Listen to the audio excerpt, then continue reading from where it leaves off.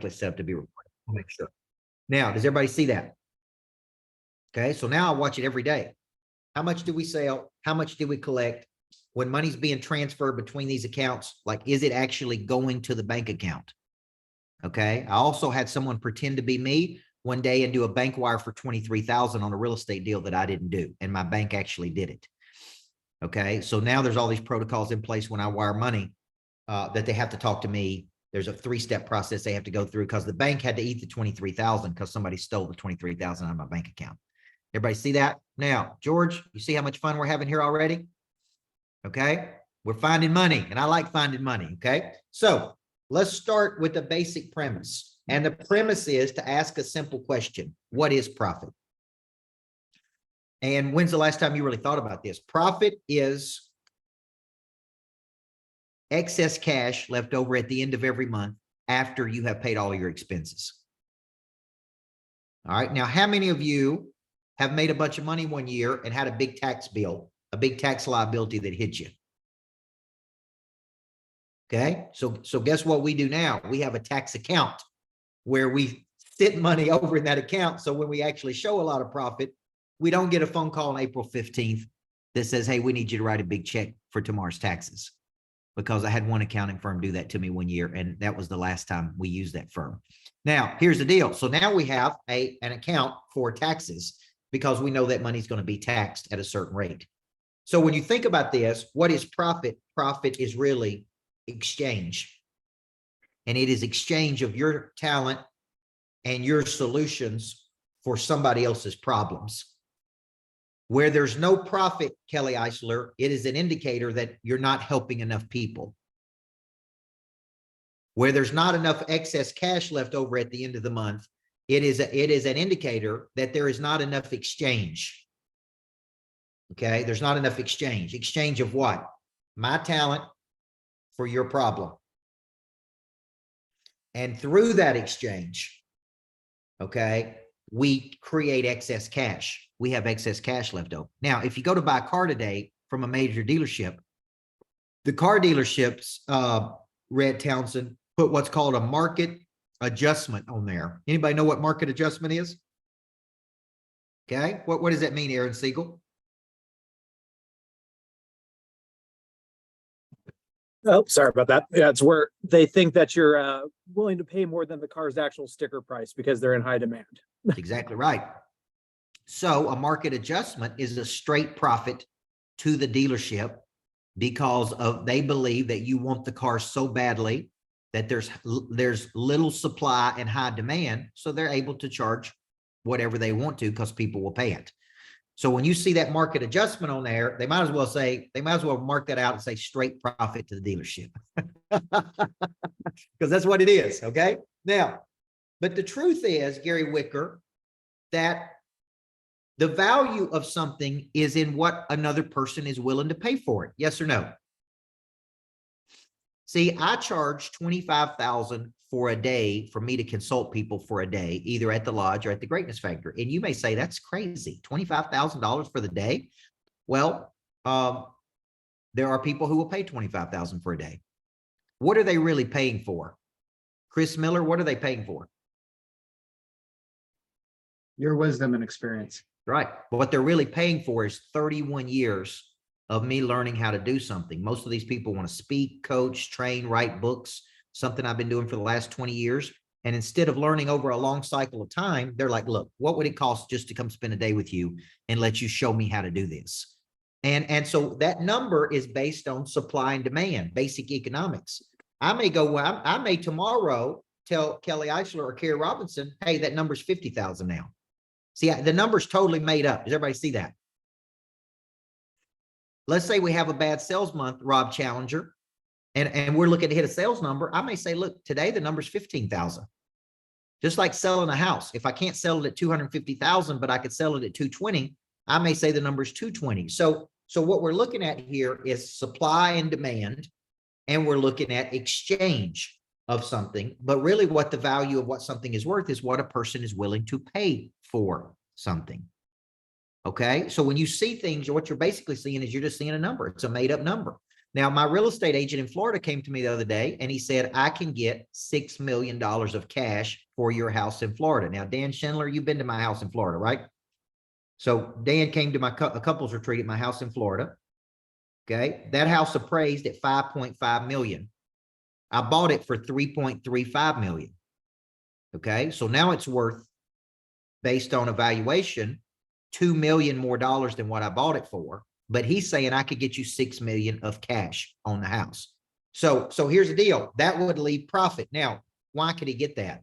Supply and demand. Very little inventory, and people down there have a lot of cash and looking to pay for houses in cash. Okay. Now, if you guys can just help me convince my wife to sell that house, then I'd walk away with about 2.5 million of profit. Now, so when you think about this, but I may walk away 2.5 million richer and divorced. Okay. So I don't think we can do that. Now, the reason I'm telling you this is because when you think about you and your business and you think about having excess cash at the end of the month, I want you thinking, what is highly profitable in my business right now? And what is highly enjoyable? Okay. Now, Rob Challenger, you're in the financial services business, correct? Yes, that's correct. Okay. If you read the book 10X is easier than 2X, he talks about a financial advisor in there who made up his mind he was only going to work with people. When he first came into the business, everybody told him he had to go out and get X number of clients that had, up to $100,000 to invest. And he said, I'm not doing that. I'm going to go after people who have $500,000 to invest or above. And he basically went only after people who had more money.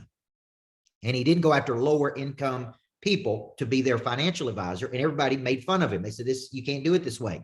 And he said, I'm going to do it this way. And he kept upticking who he wanted to represent to where he eventually only worked with 30 or 40 people who had $10 million of investable income or more. This is a very similar approach that Rob Luna took, where I'm going to work with ultra high net worth people. They have a lot more money. There's a lot more profit. And these are the people, and I'm going to work with fewer people, but make more money. So here's a question I want to ask everybody on this call. Do you have a low margin business where you have to work with large numbers of people? Or do you have a high margin business where you work with fewer people? Okay. I want you to really think about this. Okay. So if Carrie Robinson's on my sales team, she may say, because she's new, she's only been with me a couple of weeks. She may say, Coach, I want to become a master at selling your What's Next program, because that's a $12,500 program. Coach, I want to become a master at selling these 1 days with you, because right now it's 25,000. See, the bigger ticket product, the more profit, the more commission. Or she could say, I'm going to sell a bunch of $97 programs, but I got to sell 1,000 of them to make some money. Does everybody see that? So every business is either high profit with low numbers of people or low profit with high numbers of people, somewhere in between. Okay. So think about your business right now. These are just clarifying questions to get you thinking. Because I ask myself a lot, Kendra, where am I happiest, working with who, and who writes us the biggest checks that I love working with? Everybody see that? And how can I become more useful to those people?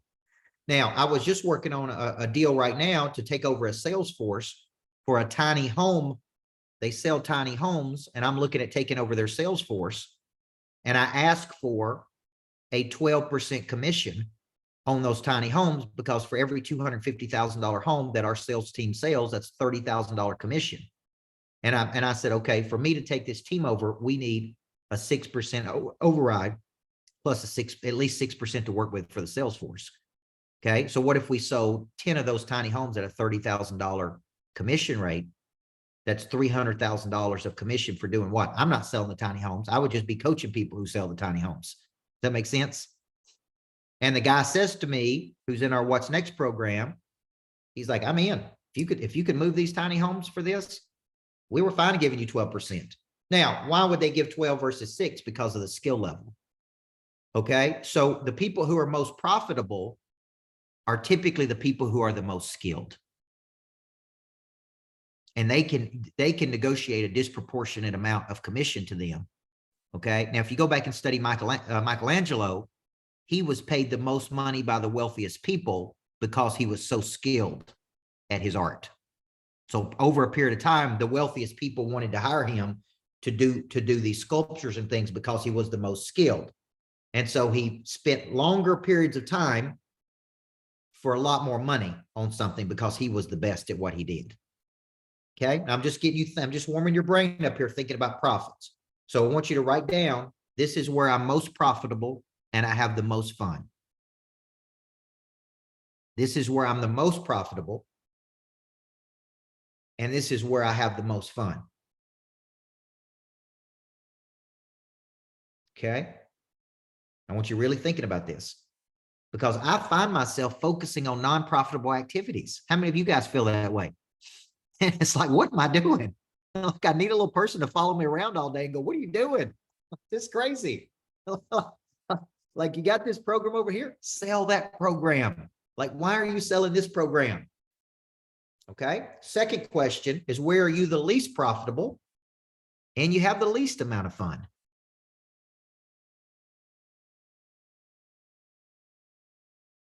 Okay. So if Carrie Robinson was a health coach and she's come to me and said, look, I want to make 500,000 a year, I may say, spend all of your time coaching your top 12 leaders. Turn them into stone cold killers where they will go out and multiply this business, right? Instead of over here just selling people into the program, why don't you build leaders?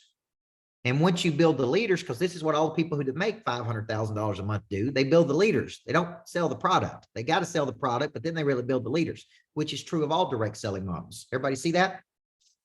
So see, it's a matter of taking her focus and going, your focus is in the wrong place. It should be over here versus over here. Now you say, why do we have to be reminded of this by a coach?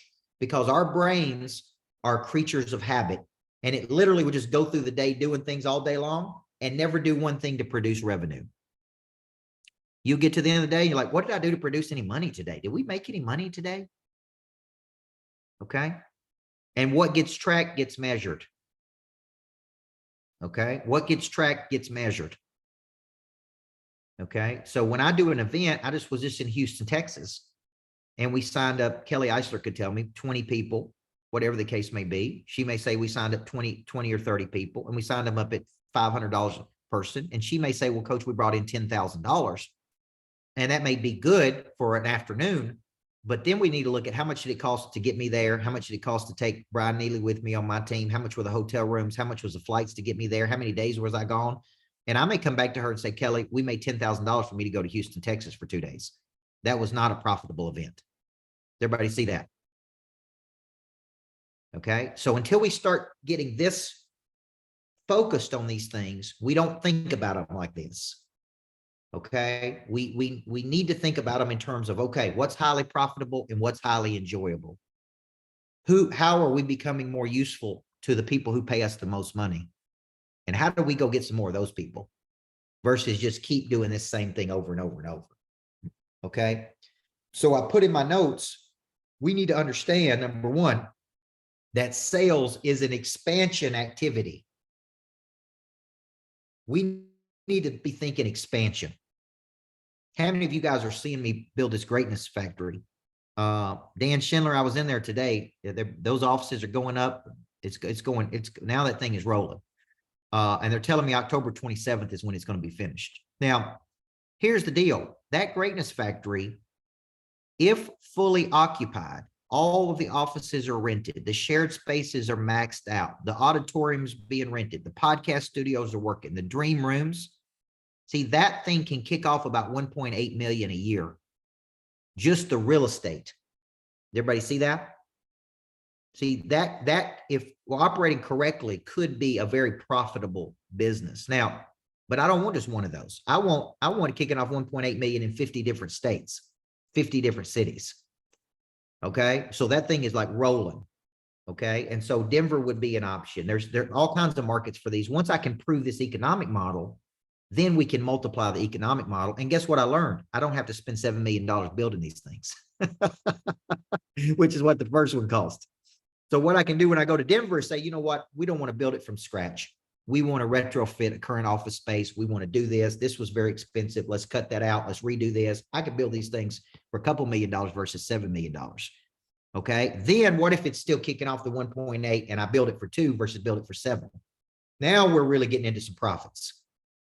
Okay. So when you see me do things, what I'm really doing is I'm sitting back like this and I'm watching what could be highly profitable in this business.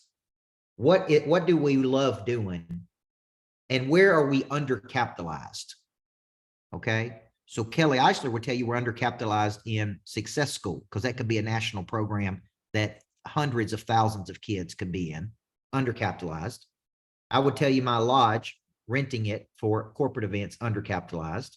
I would tell you we probably got leads that are not being closed, undercapitalized. Okay. We got relationships that are not being capitalized. Let's call these undercapitalized assets. These are assets that have not been activated that could produce profit machines. Okay. Profit in a business should be a profit generating machine. Like my buddy Matt Monero calls it as a cash token machine.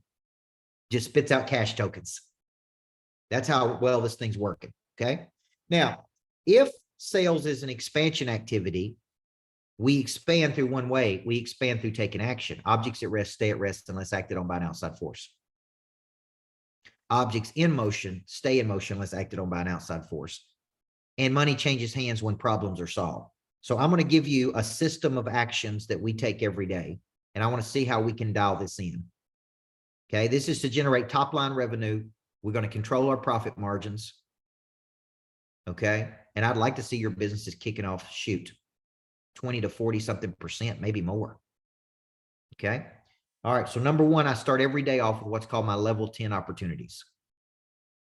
Okay. Now, what is a level 10 opportunity? Somebody want to define a level 10 opportunity? Because I think you can only work 3 to 5 of these at one time. Now, Mary Lee, I obsess about these opportunities. I draw them up when I'm on airplanes. I wake up in the middle of the night dreaming about them.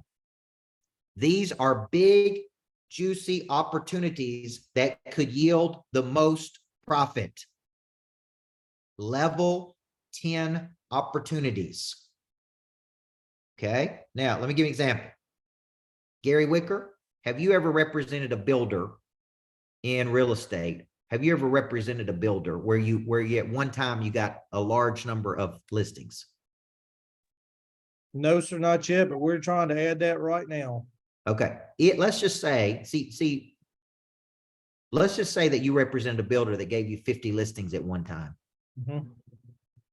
Would that be a level 10 opportunity? Absolutely. Yes, Okay. sir. Okay. So a level 10 opportunity is the greatest opportunities available to you that would produce the most profit. Okay. Now, Dan, you've been in the business for a long time. Dan Schindler, he's in our What's Next program. Dan's got a very successful cleaning company. When you look at your business, Dan, what is the most, what are level 10 opportunities for you? Is it through acquisition? Is it through a certain client? Or when you look at this, what would you say are your top 3 level 10s? Yeah, acquisition's definitely one of them. Sorry, my voice is out, but acquisition's definitely one of them. And then for ours, it's national contracts with national vendors, which would be multi-unit style deals where they have, 40 to 600 locations across the United States that we would service. All right. Now, who closes those big national contract deals? Or are they very skilled? Very, very skilled. Yeah. Because you gotta convince these guys that you can handle that amount of work across the country. So it's either myself or my top sales guys that close those deals. Okay. Now let's pretend for a second that he did not have a top salesperson that was sophisticated enough to close that deal. His level 10 opportunity may have been finding that guy who could do that. See how he's thinking about that? Yep. Dan says, look, here's where the money is in this business. National contracts or us acquiring. There's only a few people skilled enough to land these. I got to go find somebody sophisticated enough to be able to put these big deals together. So when he's doing his weekly planning, he can go level 10, acquisition of this company. Level 10, find somebody to do this. Level 10, boom. That way his brain is focused on nothing but these level 10 opportunities versus these little, what we call blue gills. Okay. So number one is every day, every night before you go to bed, from this point forward, I want you to sit down and write out level 10 opportunities. And I want you to write down your top 3 level 10s. Okay. Number 2, we're going to create a category called Blue Marlins. Blue Marlins. Blue Marlins are physical relationships. They're physical people that have the influence to move the needle for you in the business. Okay. Here's a good example. John Law, when I was out in California, I met a woman named Laura Morton. You guys wouldn't know Laura Morton. She's written 21 New York Times bestsellers. She wrote Justin Bieber's book. She just wrote Glenn Stern's book. She's written Susan Lucci's book. She writes books for famous people. And they go, and she has a knack for hitting the New York Times bestseller list. So I meet her and I go, I need to know you. So I call her yesterday and I say, look, I want to make the next book New York Times bestseller. You've done this 21 times. Tell me a little bit about how it works with you. Okay. She tells me how it works. And then at the very end, here's what she says, Martin, I'm very expensive. And I'm very expensive because I'm the best at what I do. And I said, okay, fair enough. How expensive are you? And she said, for me to write this next book for you, it would be between $200,000 and $300,000. And I said, okay.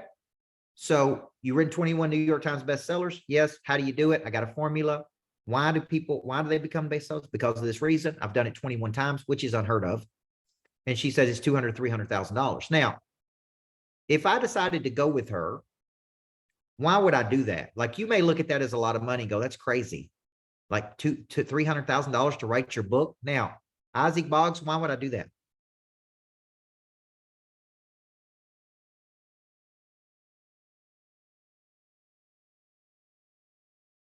Any idea? Okay. How many of you think that if I'd used that book correctly, I could generate more than $300,000? Absolutely. Okay. So there's something called return on objective and return on investment. The objective is to have a New York Times bestseller. Why? Drives up your speaking fees, drives up your demand, drives up your person of interest score, opens new doors for you. Okay. Now the cost of that to do it with her is $200,000 to $300,000, and she's done it 21 times. So that may be a Blue Marlin relationship that I go, you know what? I need her in my corner to do this. Okay. So Blue Marlins are not just people who bring you immediate money. They're people who connect you to the next big play. So I sit down at night and I go, okay, who are my Blue Marlins? Okay, I got this person who is the top of a direct selling company. They got 10,000 people in their downline. That's a Blue Marlin relationship. Okay, I got this person who could get me on stage with this person. Okay, I got this person who could help me write this New York Times bestseller. Hey, I got this person who can raise capital. I'm about to get into the capital raising business. Okay, good. See, what I'm doing is I'm like, okay, who are my Blue Marlins I need to connect with? These lead to profitable adventures. So I'm doing this event with Andy Elliott out in Arizona. Andy Elliott saw me speak at Florida Marlins Stadium, and he said, we should be doing something together. And I said, okay, name it. Then we're doing an event out in Arizona. And he says, let's bring Tim Grover in. He's like, your buddies with Grover, call him and see if he'll do it. So I called Tim Grover. I said, man, you want to come in and be a special guest at this? Yes, I do. Okay, boom. Now it's me and Grover and Elliott. And that is a heck of a lineup right there. Now, here's what Elliott says. I want to make $2 million at this event. Okay, great. How are we going to make $2 million? All right, we're going to sell 200 spots at 7,500. That includes this, and this. Then we're going to come in and do 300 spots at 1,500 for the one day. We're going to try to clear 2 million in the event. Okay, good. See, that's a Blue Marlin relationship. Okay, 2 days, Coach Burt, you come out and make, whatever, 700,000, 800,000 in 2 days. How many of you think it'd be very profitable to make 700,000 in 2 days? Okay, good. See, that's why I like Elliott. We're thinking big. We ain't thinking small. And he's got a sales force of 50 people that are stone cold killers. See, he gives them the product, and like a group of hungry wolves, they just go out there and sell it. Right. And I'm like, okay, this is awesome, man. I just got to show up and be Coach Burt. Now, here's my point. that relationship is a Blue Marlin relationship. Everybody see that? Because that one event could produce $500,000 or more, conservatively. Okay. Now, so I got my level 10s and I got my Blue Marlins. And let me give you one more. And we're going to focus on this. I've got my hit list. And my hit list is new money opportunities. Okay. New money opportunities. So I'm like, where's the money? Who's got the money? Where's the money? Okay. Now, a lot of people complicate this and they think in terms of shortage, like there is a shortage of money. There is no, let's just get this off the table. There is no shortage of money. There is no shortage of opportunity. There is no shortage of anything. Okay. There's actually excess of these things. Would you agree? Like I live outside of Nashville and people tell me, man, we're in a recession. I say, come to Nashville on a Friday night, see what kind of recession we're in. Bob Kidwell, you've been to Nashville on a Friday night when there's 400,000 people there and they're spending $1,000 at Kid Rock's honky tonk. But we're in a recession. Remember that. We're in a recession, folks. Nobody's spending any money and they're eating at Jeff Ruby's $500 steaks and they're going to Taylor Swift concerts that sold out for $2,000 and they're going to honky tonks for another 1,000. Yeah, but we're in a recession. Remember that. Okay. Now, here's my point. There is no shortage of money. There is a shortage of prey drive and there's a shortage of creativity and there's a shortage of courage and there's a shortage of boldness, but there is no freaking shortage of money. And anytime you let your brain tell yourself that, you are lying to yourself. Okay. So let me give you a hit list concept. I just spent a day with teachers. Okay. Everybody told us, me and Kelly, that they didn't have any money in education. Well, yeah, they do. They got budgets. They got training they got to do. So we had a school from West Tennessee come drive their kids and their teachers all the way over here, 3 hours on a school bus to spend 3 hours with us today. And I went back to Kelly and I said, look, I need more time with those teachers because I could really help them if I spend more time with them. 2 hours is not going to get it. An hour with me is not going to get it. I would like you to go back to the principal or the superintendent and recommend that I do a retreat with those teachers where I come and spend a day or 2 days with those people and I could radically change their lives. Now they got a budget. The government's given them a budget for training. You convince them to spend that money with us. Everybody see that? They're going to spend the money with somebody. It's our job to convince them to spend it with us. Okay. So a hit list so see, she went straight to the hit list. The hit list is a new money opportunity. New money opportunity. See, people like to complicate this. It ain't complicated. Who's got a problem and who's got money? Who's got a problem and who's got money? Now, where people fall off the wagon here, Bob, is they don't follow up on the money. They don't stay with the deal long enough to put the money put the money in their pocket. Every dollar that is in your pocket started in the pocket of somebody else. The only reason that it left their pocket and came to your pocket is because you solved a problem for them. Okay. So what I see people do is they present an idea. A lot of people are closed off to ideas, number one, and they present an idea, but nobody follows up on the idea. Okay. So let me give an example. We may have some EXP agents on here. We had a person in our coaching program say, I think there's a partnership between you and Success Coaching. Success Coaching is EXP's brand of coaching. And instead of saying, no, we're competitors, I said, I'm open to it. You put me on the phone with the right person who can make a decision, and I will find a way for us both to make money together. Everybody see that? A lot of people would go, there's no deal there. There's no opportunity there. I don't think like that. I go, let me go see if there's opportunity there and I'll keep going. And if there's no opportunity, we'll call it a day and say there's no opportunity. But I'm open to anything, closed off to nothing. So when I go up and coach the tiny homes guy and I'm looking at his sales team, I'm like, there's opportunity here. You let me take over this sales force and we'll sell them tiny homes like you can't imagine. You follow what I'm saying? Like, here's the deal. You got a problem. You can't sell them. I know how to sell them. I'm going to train some stone cold killers and we're going to sell some tiny homes and they're going to make money and you're going to make money and we're going to make money. That is a hit list opportunity. So when I come into the week, I'm like, all right, who's on the hit list this week that we can help? Listen to the word I'm using. Who can we help with our services? Who needs our help? A lot of people need our help. How do we get in front of those people to articulate our value? And how do we put together a deal so we can help them? So look at my 3 categories. I got my level 10s. I got my blue Marlins. I got my hit list. I come into every day and I'm going to touch about 35 to 45 people trying to put some money together. See, Dan, we haven't even tackled your industry, the cleaning industry, and I'm doing a conference in Denver called Cleaning Profits for people that do cleaning, right? See, there's so many industries we haven't even tackled. See, Dan and I could go in together and put together a coaching program for cleaning companies, for people that do what he does. See, there's so much opportunity. I just want to get out of your brain that there's no opportunity and it's hard and there's not enough money available, because it's not true. There's so much money available, we can't get to all of it. Like, we come up with an idea right now to make $10 million right on this call, folks, and it is available to us. Okay. Now, let me do one more thing and then we'll take some Q&A. If money follows energy and money follows movement and money follows circulation, if I were tracking your circulation today and activity, how much activity have you had today? See, this morning I started with a video at 7 a.m.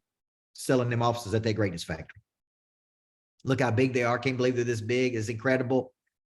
Okay. See, when I started this morning, I'm already on it. I sent a message to all my clients at 7:21 this morning through community. Then on my way to here, I'm meeting with my team in the car on the way to the event. I get here and I do this. Then I take a meeting with Tiny Homes Company. Then I got a coaching event. Then in between, I'm talking and following up with people. Then I'm giving direction.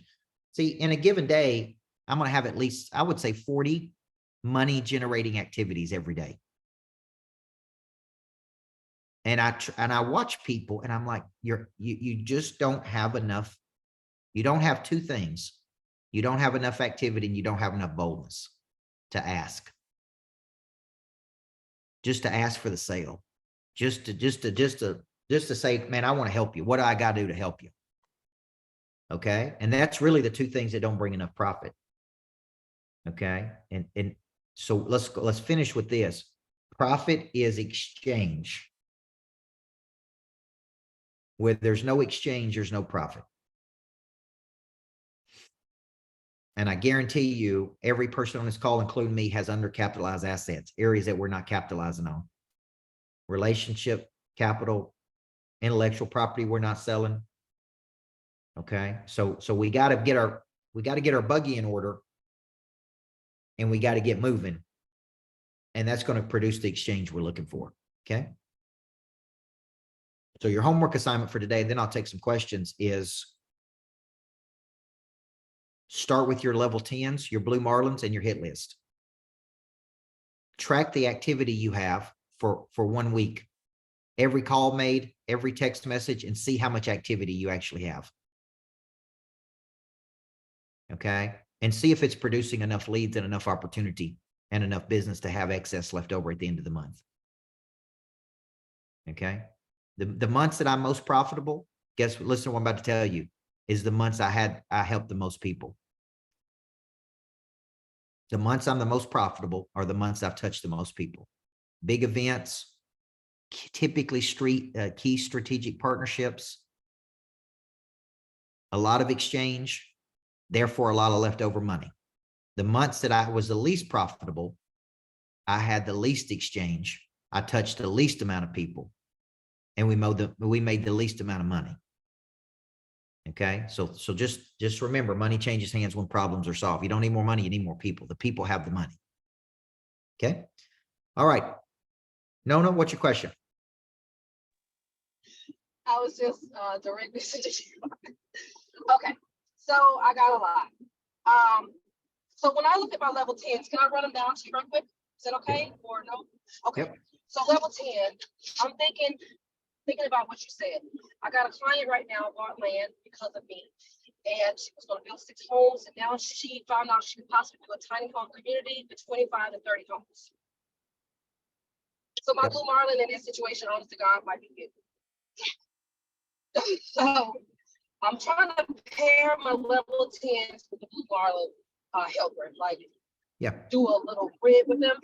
I got a second one, an apartment complex. I met, I can't think of his name right now, but I met him at the lodge.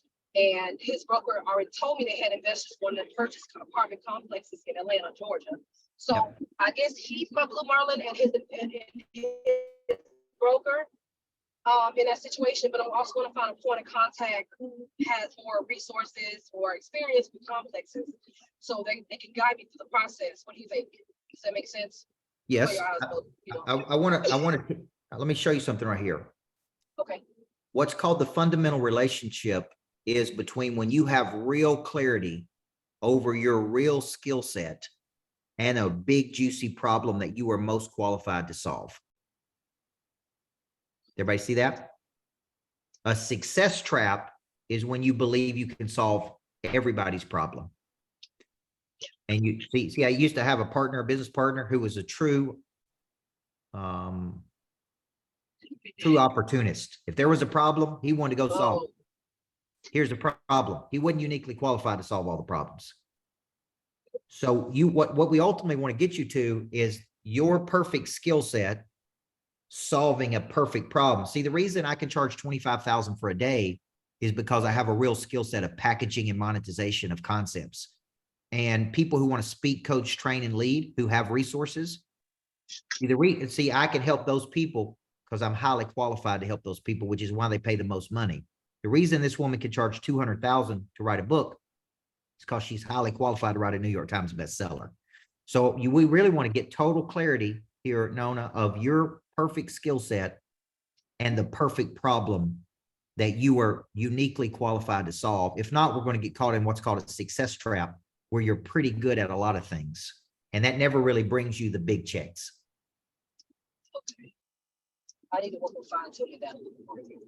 Yeah. I guess the third level 10 that I wrote down was that I have access to about 9 Excel spreadsheet pages of properties that are owned by the county, and they're just sitting on them and they want to get rid of them. Yeah. So I was gonna find a Blue Marlin for that, of course, and then the last thing was the PetSmart deal that I talked to you about. Yeah. Might be part of that. So Yeah. Yeah. And that may be an opportunity. You need to take that back to Kelly Eisler and let her work that. I call it bird dogging opportunities. You guys, anybody got any bird dogs on here? Right? Sometimes you got a bird dog an opportunity and see if it's a real opportunity or not. And you never know. If they would have told me that somebody would pay me $450,000 to go into the prison system to rehabilitate maximum security offenders 8 or 9 years ago, I would have just laughed at you and said, ain't no way. But they did. Does everybody see that? See, I didn't know there's opportunity like that. Then once I got in there, I'm like, man, this is big money. This is a big problem. Where there's big problems, there's big money. Okay. And the prison system's a big problem. So I don't want to be in that business today, which is why I'm now referring my buddy Damon West that wrote How to Be a Coffee Bean. He spent time in the Texas prison system. So I'm now recommending him to prison systems so he can go in and help solve because he's uniquely qualified to solve that problem. Okay. thank you, sir. Just because you can solve a problem does not mean that's the problem you're supposed to be solving. Do you think that the level 10s make sense for what I'm doing? Okay. I think you got to work through that. See, out of those problems, which one are you uniquely qualified to solve? I like your hustle though. That's the way you find it out. All right, Kathy, what's your question? Okay.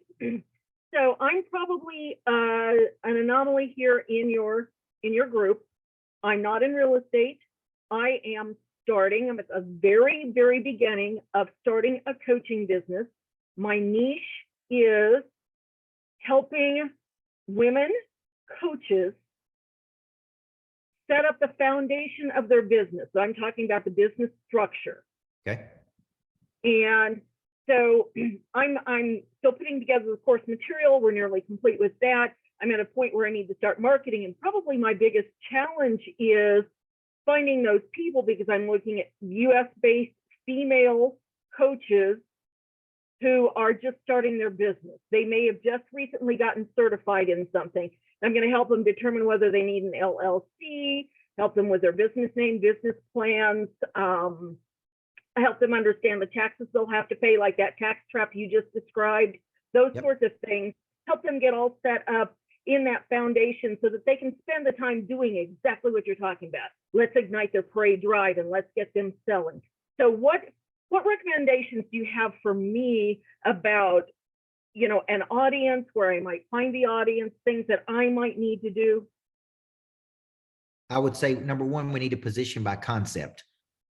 We need to call it something that would attract people to you. Okay. Now, before you're known, people are attracted to concepts that solve problems for them. So you need to come up with a great name and a great concept. Then we need to package and market the concept to people. Okay. And that is one of the things that I'm more challenged. I had a session with my other coaching team just yesterday regarding my messaging, because we get really wrangled around the words business startup, business setup, because people are thinking of different things than what I'm offering, even though what I've described to them instead, they're saying, oh, can you help me set up QuickBooks? Did you hear me say anything about QuickBooks when I described that? No, you know, so I'm just a little bit challenged with that messaging. And explain a little bit more what you mean by the word concept, please. All right. So when I sit down and when I see a problem, what I do next after I see a problem is I step back and I create a concept that solves a problem. Let me give you an example. Let's say I coach a lot of high performers. They have a lot of anxiety. They have a lot of emotional tax. They've made a lot of money, but it's cost them a lot in life. They're tired, they're worn out, they're somewhat exhausted. That's the problem. All right. The concept is retreat to attack with Coach Burt. Spend 3 days rejuvenating, reconnecting, recalibrating. And then I tell a story. Running a business is hard. The emotional tax is hard. Being exhausted, being away from your family. Sometimes we need to reset. Okay, come spend 3 days with Coach Burt in Newport Beach, California, retreating to attack, where you can do this, this, and this. See, the concept is retreat to attack. The problem is burnout and exhaustion and emotional tax. See how I packaged up a concept to attract? That's what Yep. you got to do. You got to create a concept that people go, okay, oh, I get it. So then we can package it, which means put it into imaging, landing pages. Then we can market the concept around a narrative. A narrative. See, Fred is on here. I'm coaching Fred too on this. Fred's out in California. He's a successful therapist that keeps families together. And he sees these problems that businesses can take, the toll it can take on families. He's coming up with concepts that we can take him out into the, get him out of the therapist world, out into the expert world. So his concepts are broader to the marketplace than just people who are coming to him for therapy. Because once they get in there with him, they like him, then they give him other assignments like help me with this, help me with this, help me with this. So he really doesn't have a talent problem. We got more of a marketing problem there. And he's not on the camera. He could speak to this. But the concept is many of you don't have a talent problem. You have a marketing and packaging problem. And so your concept is not packaged clearly. And if you can ever see how I do this, like I literally come up with the concept, type it up on my iPad, Kathy. Then I send it to Brittany Hall on my team. And I say, I want a picture. I want a landing page. I want to run ads on this. And then we start marketing that puppy. Okay, And I mean, so- literally within a day. Wow. Let me ask a clarifying question. So when you're saying concept, I'm kind of hearing features and benefits. Is that a fair comparison? Well, if I ask you, what do you call this program? What do you call this program? If Kelly Eisler owns a boutique, she's just getting up and started and she needs your business coaching to get up. She's a female. And I want to refer her to you. What do you call it? So right now, the working name is Business Backend Made Easy. Okay. Okay. True So, from, but that's the current working title. okay. So play around with that title. That would be your concept. Okay. And then start telling a narrative of what problem it solves. Okay. And then we want to ultimately get it to where you're doing webinars about it. You're making posts on it every day. And then, but you know, I'm not saying you got to get off that title. That may be the working concept. That may be the best concept, but you need to get real clear in the bones of what's delivered Here's Yeah. the problem. Covey used to do pain, problem, solutions. Okay. Here's the pain. People start a business, have no idea what they're doing. Here's the problem. They've had no formal training. There's a lot of things going on. Here's the solution. Come to my business back-end program, sign up for my business back-end program, and in the first 90 days, I'm gonna have you up and rolling. Perfect. Perfect. Very Good. succinct and perfect. Yeah, absolutely. Thank you for that. That'll help me get started. See, everybody's got pain. Everybody's got problems. Everybody's looking for solutions. I don't care if they got $10 or $10 million. Okay, now let me close with this. If you haven't read Sullivan's book, I typically don't promote other people's books because when I've written 17, I really want you to buy my books first.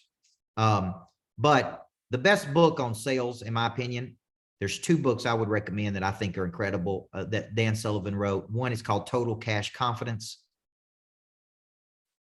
And the other one is the Self-Managed Company. Okay, these are small books that have big impacts. In Total Cash Confidence, he gets you to quit focusing on you and to only focus on the ambitions of other people. See, quit focusing on you and start focusing on helping other people reach their goals, and you'll make a lot of money. Now, the people who write you the biggest checks, you are really aspirational partners.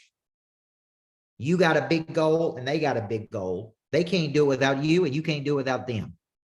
So you are really partners of them to reach their big goals, which is why they're willing to pay you so much money. Tom Cruise does a film, he makes 40 million. Why does he make 40 million? How? Because the production company knows they're going to make 100 million off paying Tom Cruise 40 million. Everybody see that? They're aspirational partners. That's why they make so much money together. The self-managed company is about how to build a company that produces predictable cash flow that you don't have to run. You build a team of people around you that run the company while you are freed up to focus on the biggest checks. Okay. So you definitely need to read those two books or listen to them on Audible. Okay. Yep. That book is A Self-Managing Company. Okay. All right. Good session today, guys. If you have any questions, Carrie Robinson is the lead on this group. If I'm right on that, Carrie at coachbird.com, Kari. If you have questions about anything you need, just reach out to her. If you want me to include anything in any of the next 3 weeks, just let me know. And we're going to focus on profits and revenue, the whole course. That's what this course is about. Okay. And it'll get you focused on making more money. Okay. All right. You guys have a great day. God bless you.